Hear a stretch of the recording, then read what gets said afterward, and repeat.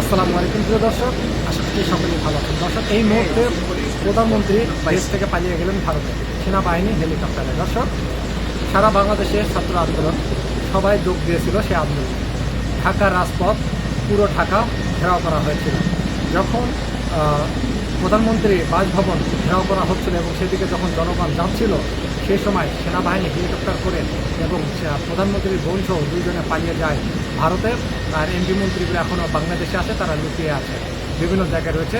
তবে এই মুহূর্তে বাংলাদেশ ছাত্ররা এবং জনগণ বিজয় লাভ করেছে। বর্তমানে পরিস্থিতি এতটা ঘোলাটে করেছিল এই সরকার, জনগণ অনেকটা কষ্ট করে আজকে মনে করেন ৭১-এর মতো দেশ স্বাধীন করলো। ৪০০-৫০০ মানুষেরও মতো প্রাণ কেড়ে নিয়েছে এই সরকার। দর্শক, তারপরে নির্বিচারে মানুষকে গুলি করে হত্যা করেছে। তারপরে আপনার সারা দেশের মানুষ আজকে সারা রাতভর ঢাকায় গিয়ে সমাবেত হয়েছে। তারপরে সেখানে মিছিল হয়েছে এবং সরকারের বাসভবন ঘেরাও করবে। আর এমতো অবস্থায় দেশ থেকে পালিয়ে গেলেন সরকার। আওয়ামী লীগের নেতাকর্মীরা, পুলিশ, অনেকের কিন্তু মৃত্যু হয়েছে। সব মিলে প্রায় কয়েকশো মারা গিয়েছে, সঠিক হিসাব কেউ এখন পর্যন্ত দেয়নি। আমরা বড় বড় নিউজে যে হিসাব পেয়েছি সব মিলে ৩৫০-র মতো ৩৫০ মানুষকে শহীদ করেছে। আর সেনাবাহিনী বৈঠক বসেছিল এবং সিদ্ধান্ত নিয়েছে, কারণ দেশের অবস্থা খুব ভালো না এবং উত্তপ্ত, যার কারণে প্রধানমন্ত্রীকে বাইরের দেশে অর্থাৎ ভারতে পালিয়ে দেওয়া হলো।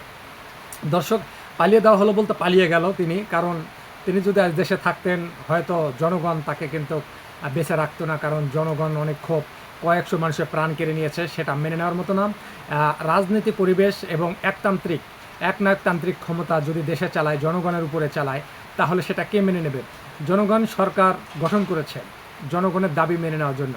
সেখানে সরকার জনগণের দাবি মেনে না নিয়ে তারা যে দল করে, সে আওয়ামী লীগ দল, তাদের যে দাবি শুধু সেটাই মেনে নেয় এবং সেই দিকেই তিনি ধাবমান, যার কারণে আজকে দেশ থেকে পালিয়ে যেতে বাধ্য হলো প্রধানমন্ত্রী।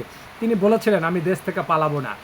এখানে জনগণ সরকারকে ভোট দিয়ে সরকার নিযুক্ত করা হয়, আর জনগণের চাওয়া পাওয়া যদি সেই সরকার যদি মেনে না নেয়, তাহলে সেই সরকারকে কি দেশে রাখবে জনগণ? সকল ক্ষমতার উচ্চ জনগণ, কোনো পুলিশ, তারপরে কোনো বিজিবি, কোনো র্যাব, কোনো সেনাবাহিনী টিকিয়ে রাখতে পারবে না এই সরকারকে। কারণ কেন পারবে না? সকল ক্ষমতার উচ্চ জনগণ, আর জনগণের সাথে সেনাবাহিনী কেন?